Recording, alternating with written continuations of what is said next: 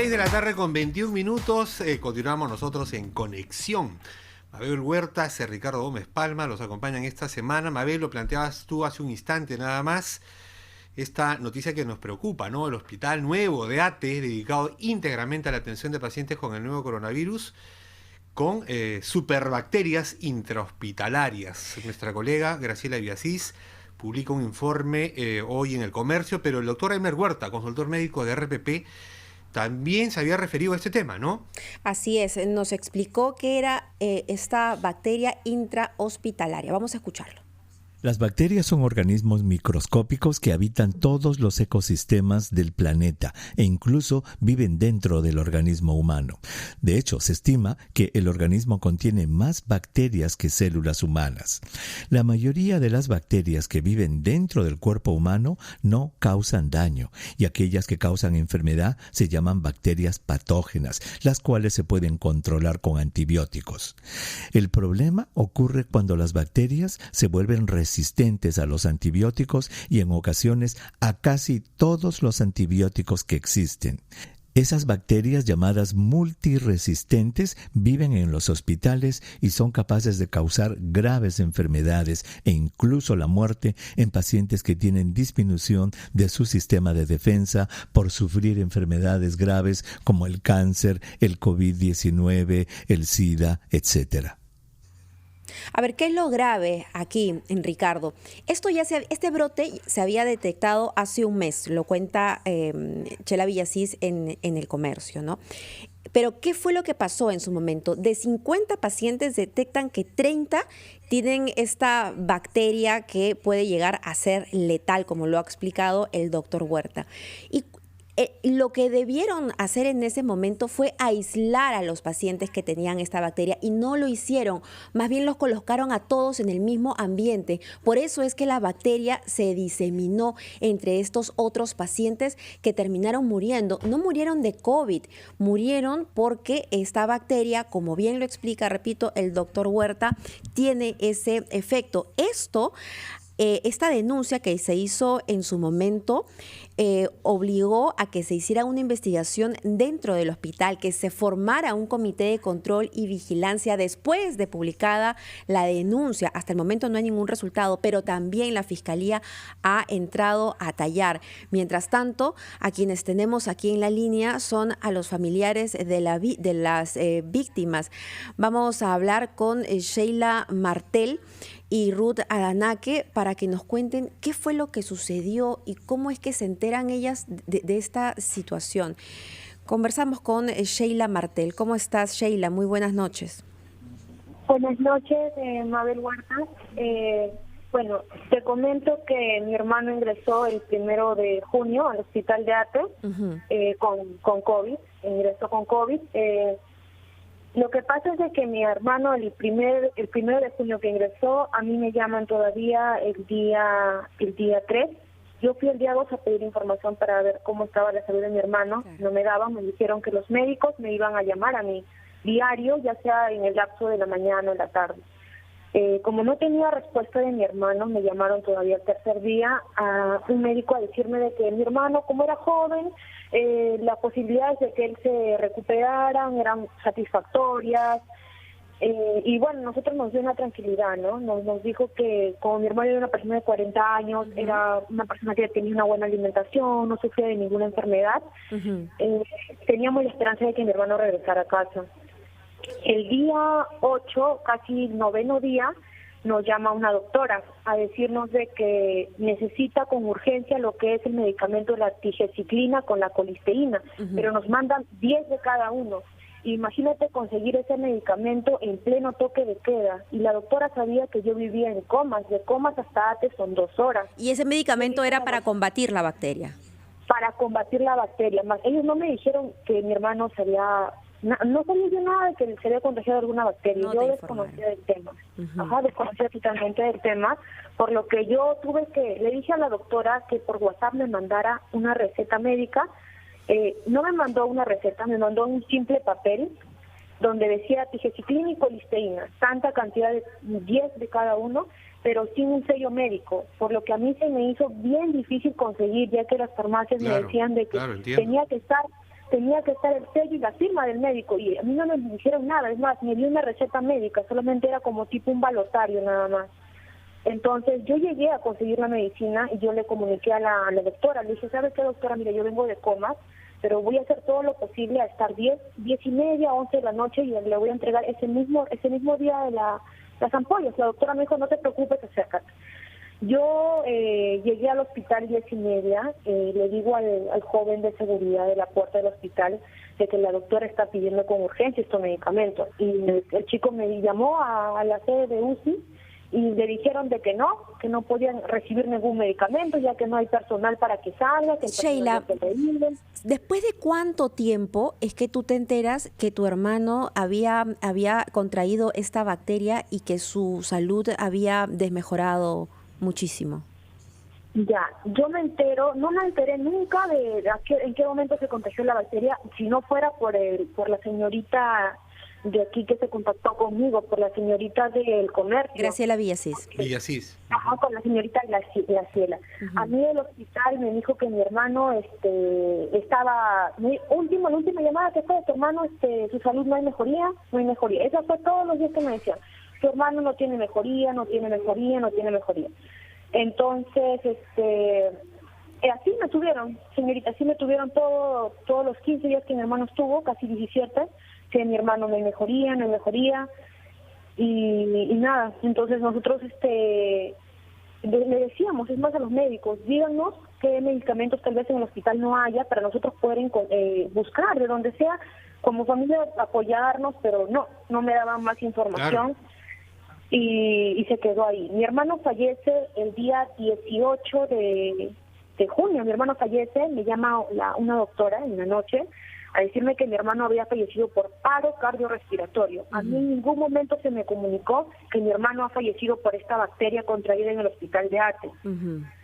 Entonces, en lo que es el papel que te entregan para la defunción de mi hermano, ahí tampoco no sale que mi hermano falleció por la bacteria. Claro. Sale que mi hermano ha muerto por COVID nada más. Claro, porque lo que ha hecho la bacteria es hacer ponerlo en una posición mucho más vulnerable, ¿no? Si me permites, Sheila, vamos a conversar también con Ruth Adanaque, porque ella también es familiar de una de las personas fallecidas que contrajo la bacteria. Su esposo Edwin Santos Gamboa, también joven de 37 años, falleció.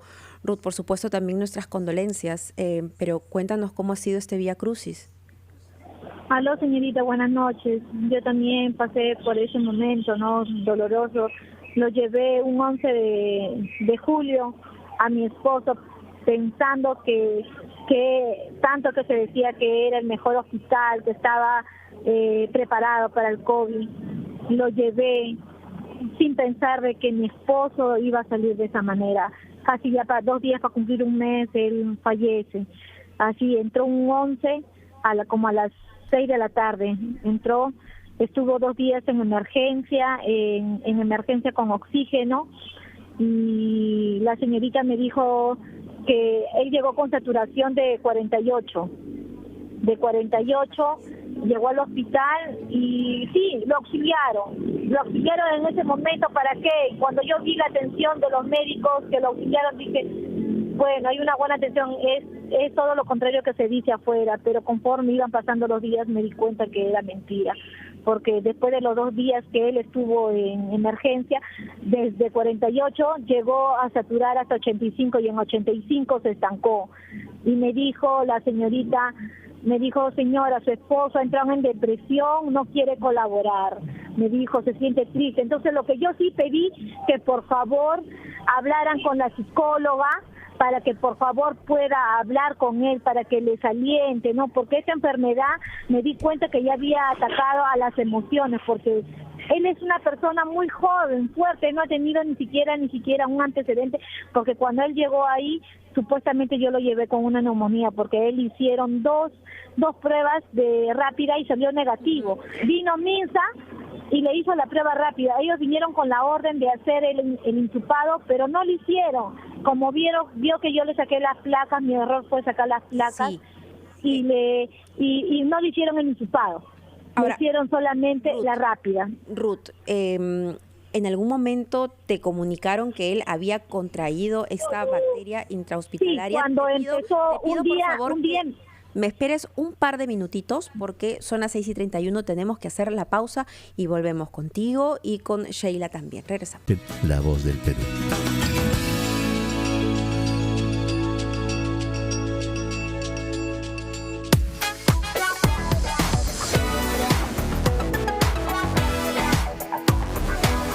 6:36, continuamos hablando con los familiares de las víctimas de una bacteria intrahospitalaria, que si bien se nos ha explicado que su presencia es común en los hospitales, pues también es común y es una obligación que exista un protocolo cuando una vez detectado el paciente que tiene sus defensas bajas y que tiene esta bacteria en su cuerpo, pues tiene que ser aislado, Ricardo, para no contagiar al resto, y esto no pasó en el hospital de Ate. El año pasado, Mabel, antes de toda esta situación terrible de la pandemia, tuvimos casos en una clínica, me parece, de una bacteria intrahospitalaria que se cobró la vida de pequeñitos, recién nacidos, de niños, de bebés, ¿no? Y, o sea, esta situación los médicos y los hospitales, las clínicas la conocen. Exacto. Y deberían, como tú dices, tener protocolos muy claros y activarse muy rápido cuando se presenta una, ¿no? El primer caso que nos contaba Sheila se presentó en junio, pero ha vuelto a ocurrir en agosto también. Así es, eso es lo que pasó con Edwin Santos Gamboa, el esposo de Ruth Adanaque, con quien seguimos en línea. Y yo le había preguntado a Ruth, si ingresan el 8 de agosto es que te anuncian, te informan que tu esposo había fallecido, pero ¿cuándo es que te indican que él había contraído esta bacteria? Él cuando entra, él entró un 14, a los 2 días me llamó el doctor a eso de las 7 de la noche diciéndome que su saturación ya no subía. Entonces, como yo pedí que dentro de la psicóloga me dijeron, no señora, no se puede, una videollamada, señorita, le dije, no se pueden, señora, su esposo requiere de urgencia un ventilador mecánico. Y yo, señora, pero no hay ahorita, pero no se preocupe, mañana probablemente me estén desocupando 2 ventiladores, me dice así. Y yo le digo, ¿cómo es eso que se estuvieran desocupando? Señora, probablemente mañana estén falleciendo 2. Y a primera hora yo lo estoy pasando a su esposo una vez que me desocupen esos ventiladores. Así frío me lo dijo. Y yo le dije, doctor, ¿cómo usted me puede decir eso? Señora, no se preocupe porque se le va a dar la prioridad a su esposo, se le va a dar la prioridad a su esposo por la edad que tiene, es muy joven y se le está dando la prioridad a la persona joven. Y me cortó y a los 10 minutos me llamó y me dijo, señora, no se preocupe, ahorita le acabo de conseguir el ventilador, su esposa en media hora está subiendo a UCI, me dijo así. Ah, ya, doctor, le dije, gracias, le dije así. Hasta ese entonces, de ahí, señorita, una vez que él entra, ya me decían que estaba estable.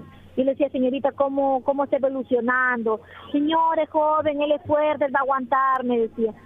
Señorita, por favor, ayúdeme. De ahí a la semana me comenzaron a decir de que él ya tenía una semana en UCI, me comenzaron a decir, hizo una fiebre. Señora, su esposo ha hecho fiebre, me dijo así, y se ha ensuciado, se ha ocupado. Y digo, señorita, ¿es normal que se ocupe? Le digo, si supuestamente él está sedado, está dormido, no come, solamente está vía de suero, de medicina. Le digo, ¿cómo va a ocupar? Le digo.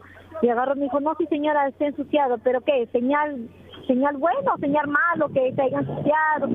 No señora, pero está haciendo fiebre, tiene una infección. Me mandaron a comprar un frasco, porque ese frasco no había, un frasco bronquial. Eso es otro punto. Que no había en el hospital. Eso es otro punto, ¿no? Tanto, Ricardo, tanto en el caso de Sheila como en el caso de Ruth, les mandan a comprar la medicina. O sea, ¿qué pasa con aquellas familias golpeadas con su economía que no tienen la capacidad de comprar esta medicina? Y eso es un hospital también... nacional, o sea, se supone que ellos están a cargo de eso. Exacto, pero le derivan el problema, la angustia a familias que están sumamente golpeadas, no solamente con la enfermedad, sino en cuanto a su economía. Hemos escuchado con mucha atención a Ruth y a Sheila. Les agradecemos muchísimo, por supuesto, nuestras condolencias, pero su testimonio es necesario para que se llegue a un punto en esta investigación, porque esto no puede quedar así. Estamos hablando de 30 personas que fallecieron no porque sufrieron complicaciones con la COVID-19, sino porque dentro de esa situación tan delicada contrajeron esta bacteria y no se aplicó un protocolo a tiempo para poder aislarlos. Y ahí tiene que haber alguna responsabilidad, Ricardo. Claro que sí, y se tiene que establecer pronto, ¿no? Bueno, entendemos que estamos en una situación crítica de pandemia, pero igual, situaciones como estas, la vida de las personas no podemos pasarlas por alto. Vamos a continuar, Mabel, y ya tenemos contacto, 6 de la tarde con 40 minutos, con 41 ya, sí, con Raquel Rothman, ¿no? Con Raquel Rothman vamos a estar en unos minutos, sin duda, hablando del Día de la Sexualidad, el Día de la Salud Sexual, perdón, el Día Mundial de la Salud Sexual. Pero antes tenemos a Hernán.